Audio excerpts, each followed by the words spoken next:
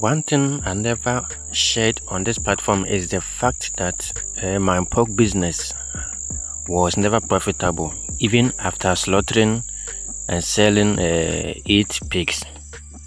Right, so I only became profitable after the ninth one.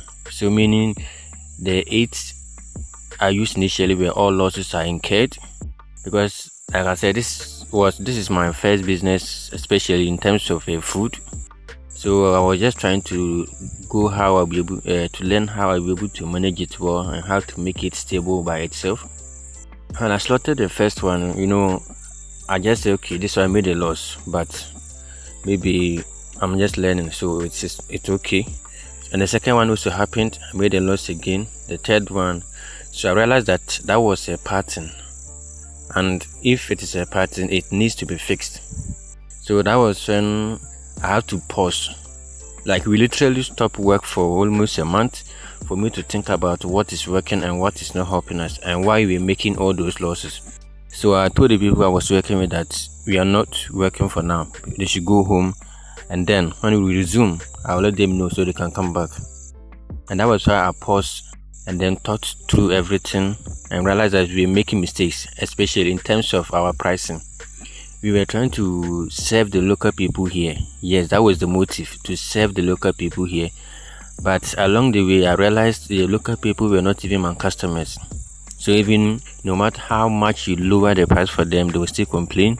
But the foreigners or the strangers who just pass by the community to their workplaces are those who were really patronizing us. Imagine one person coming to buy maybe 5 kg of pork, but in the community, you hardly get somebody to even buy 1 kg, right? But these are the people that we are trying to please. So we lowered our prices and even gave initial discounts, which I think was one of the major reasons why we didn't make any profit, because we know them, they buy, we add something small to it. And remember, in food business or meat business, even 0.01 pound of meat wasted is a loss to you. So that was it. We were pricing wrongly just to attract the local people who were not even our customers originally, who later, they did not even become our customers until we just took them out. And the second reason was the fact that we discounted very early. Yes, we were just discounting, like dashing. So it got to a point, it was like we were just sponsoring a community pork for the people and then being busy but not making any profit. One thing also about me is that I hate burnout. So when I see that something is not working and I'm just being busy but not seeing the expected results, in that case, I don't mind quitting it. Yeah, so I'll sit back, read through it, and then see if I can adjust some place. If not, I'll just quit altogether, right? So the other reason for the losses we incurred with the 8 pigs. Remember, these 8 pigs I'm talking about here, not that they are from my farm directly. No, we actually went out to source from other farmers. So that means when we make a loss, I have to add my own money, personal money. I have to add it to go and pay those farms where I got the animals from. You understand? So that was how I was spending extra money in the name of stabilizing this business. I was spending more money in it. So I remember, out of the 8 pigs, I bought four from other farms here. And the pig was, let me see, I got it for 2,700, but after selling and everything, we didn't even get 2,500. So we made a loss. Our time is wasted. The ingredients we used to do the cooking, we cook part of the meat here from the people. We cook and then we grill as well. So all those sufferings and then putting it in the freezer, or everything, the power was just a waste. So that was the losses we incurred. But I said, no, we are not giving up. If possible, we only break and think, re-strategize, and then come back stronger. Yeah, so that was another reason. And the next one was the fact that we were also wasting meat. We were not cutting it properly. Yeah, until I decided to now monitor the butcher well for him to cut it according to how I want it. So he used to cut it such that when he's done, a lot of meat or parts are just cutted into pieces that you can't even give to anybody. So you just discard all those ones, and that was also costing us a part of the value you have gotten for that particular animal. And then I think the next one was also about management. I just handed over everything to them. When we started, I have 2 people I was working with, and I just handed everything over to them from the start, hoping that they would do things right. But they ended up just messing the whole thing. And just like I was caring so much about making this thing work, they don't really care about it, right? Because at the end of the day, they still get their salary to take home, so they don't really care about whether it succeeds or not. So I became a CEO too early, which is a very big mistake I made. That I think if you also want to start this, it is very important for you to start from the beginning. Be with the people. Remember, you will always be an employee first before you cannot take a leadership role top there. So what I learned is I have to now be an employee and be with them from start before they even set fire to start the cooking. I am there with them. We weigh it together, we do the cutting, we do the calculation. This is how much you're supposed to get at the end of the day, and then I hand it over to them. In that case, I know that once the meat is exhausted, this is how much you are bringing to me. No argument. Do you understand? Yes. Get to work. And then they do it. When it is exhausted, now they come back with the money. We do the calculations and then try to balance things. If it works out, fine. Then we move from there. But I wasn't doing this. What I was doing was that when I bring the meat, I just hand it over to them. I don't even wait to see how much it will cost. So he just cuts it according to what he wants. Sometimes bigger, sometimes like inconsistent cuttings. You understand? Yeah, and that also even brought a lot of complaints that people came up with, that the meat are not consistent and a whole lot of things were happening.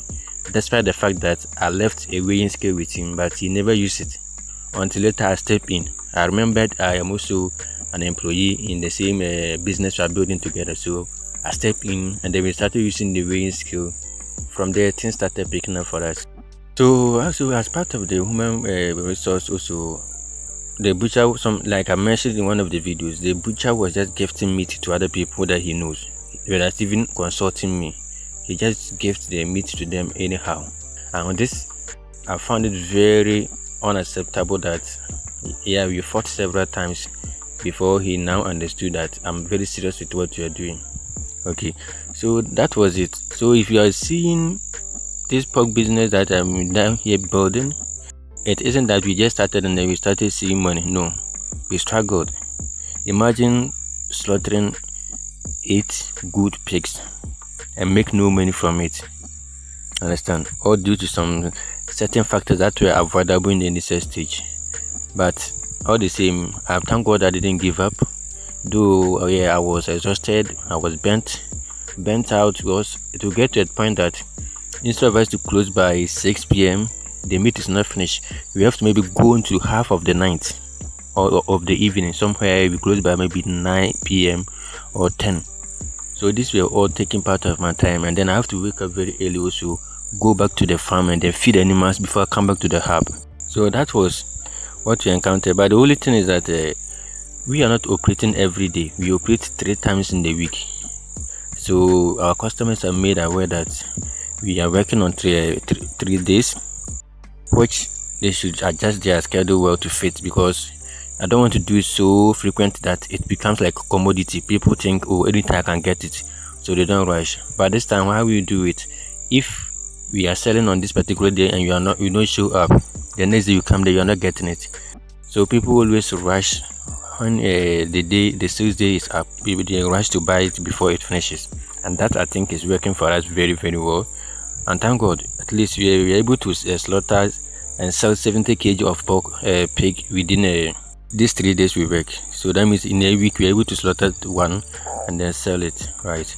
Yeah, so I've also learned very hard thing, because I realized strangers are those who actually support your business, not the people you know. Yeah, those who know stress you, they want it for free, and even if they buy on credit, you have to chase them, maybe go to them 5-6 times before they even give you part payment, not full. But strangers, they buy it once and they give you your money. They come again, they buy, they give you your money, and they buy in bulk, large quantities for their families. And that is also helping us at least see some progress with what you're doing. So that is it. If you have started and then it's not working for you, please, you don't have to quit initially, or you don't have to quit too early. Sometimes you just have to wait small. It's not about the idea, but maybe the approach you're using to build a business is what is not helping you. So if you don't learn from that, you just jump to the next idea. You keep jumping, and you will not master any of them. But as I'm talking to you now, if I'm starting this whole thing today, I don't think I'll make any mistake anymore, because for now I've learned my lessons the hard way, put in my own money to settle debt, which we should have made profit from, but we didn't. I still put my own money, just make sure that I don't fight with these farmers. Understand? Yeah, so at least Pigversity pork hub, we are building it small.